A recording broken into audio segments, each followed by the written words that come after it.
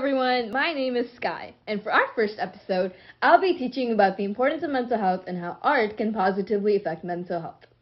So, without further ado, let's get started. So firstly, why is mental health so important? Even though people talk about mental health, there's still a stigma around mental health issues and what can and can't be talked about. Some people may not seek the help they need because they fear judgment or that people are going to view them differently. A survey conducted by the APA found that 31% of adults with mental health conditions have felt stigmatized. And because of stigmas and biases against mental health, 49.5% of adolescents are affected by mental health issues today. This is almost half of all teenagers in the world, and this should not be such a high percentage. Mental health issues aren't only limited to teens, though. In the U.S. alone, an estimated 57.8 million adults aged 18 or older are affected by mental health issues.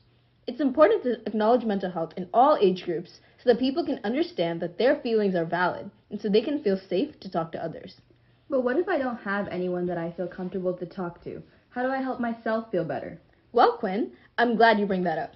While having people you can talk to as a safe space is important and can be a healthy outlet of emotions, sometimes we can't always rely on them because they may have their own things to deal with in life. So, it's important to have multiple safe spaces and self-help strategies so you can effectively cope with life stressors in a safe way. Oh, that makes sense. I've heard about self-help strategies before, but I can't quite remember what they are. That's alright, we can go over them together. Since we're already talking about safe places, let's start there. A safe place is exactly what it sounds like. A place where you can feel safe and express yourself. It can be with someone you trust or by yourself in a place where you can do something you love. Whether it be home, somewhere outdoors, or somewhere else, it's important to have a safe space so that you can have that place to unwind and relax.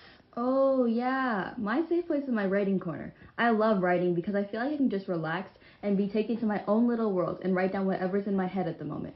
I love writing stories too, and I think it's a good way to let my creativity flow and reframe my thinking. Yeah, exactly. Writing is a good way to reframe. And how'd you guess that my next strategy is reframing? I don't know. I guess I'm just too smart.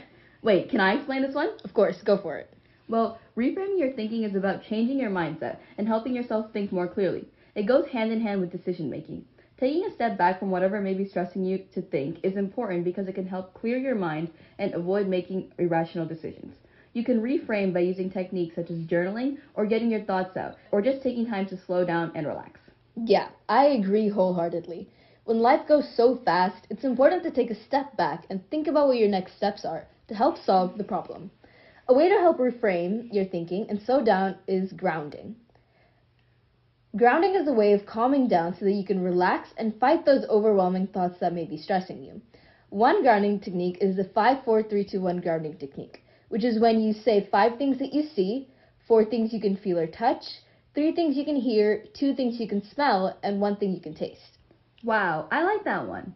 Sometimes I feel really overwhelmed with all the work I have to do, so I think it's important to do those grounding techniques or breathing techniques to calm down. But sometimes I don't really know why I'm overwhelmed, so I let those negative emotions build and build until it becomes too much. Yeah, I get that. It's so easy to get overwhelmed and it may seem like there's no time to do anything for yourself. A friend once told me that it's important to be mindful of what makes you upset for that reason. If you know what's stressing you out, you can help to combat those issues before they build up to the point where it's overwhelming and you start spiraling into negative emotions. Yeah, you're right. I never thought of it that way. But do you have specific self-help strategies to use once you figure out what the problem is? Yes, I do. Some specific self-care ideas include meditation, exercise, eating and sleeping well, and art. And yes, we did say sleeping well. Even though most of the people watching this might be like, sleep? What's that? Never heard of it. It is very important to get sleep whenever you can to improve overall cognitive function and have better memory. So yes, sleep is important. It is not for the weak. You need it. So if it's late while you're watching this, go to bed. Yep, very true. Taking care of your physical health can help improve your mental health. Eating well and getting enough nutrients like omega-3 and antioxidants can improve cognitive function and reduce the risk of mental health disorders, according to the European Journal of Clinical Nutrition. Having a balanced diet with fruit, veggies, proteins, and fats can help improve your overall health. Oh yeah, I also found out from JAMA Psychiatry that doing exercise can release neurotransmitters such as endorphins and serotonins.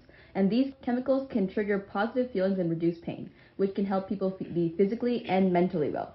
Even if it's just a walk every day, getting exercise and going outdoors can give people that change of scenery and get the body active. I personally like to fly around, but walking is cool too. And don't forget meditation. Wait, where'd you come from? Don't question it. Anyways, meditating is a good method of stress relief. And if you don't believe me, research from JAMA Internal Medicine found that mindfulness meditation can significantly improve mental wellness by reducing stress. Also, meditation can help with reframing your thinking and being aware of your stressors. Yeah, thanks, Sen. Meditation is definitely important to help take a step back and reflect on what's been going on in your life. Wait, Sky, what about art? Didn't you mention that as a self-care strategy? Yes, I did. Art is an extremely important self-care strategy because it can help people express their thoughts and emotions and relax. As Quinn mentioned, writing can help people get their thoughts out on paper.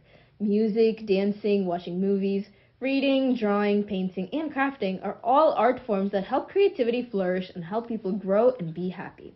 This is why the focus for our series is art and how different forms of art can improve mental health. But we'll talk more about that in our next episode, so stay tuned. Thank you for watching and have a good day or night.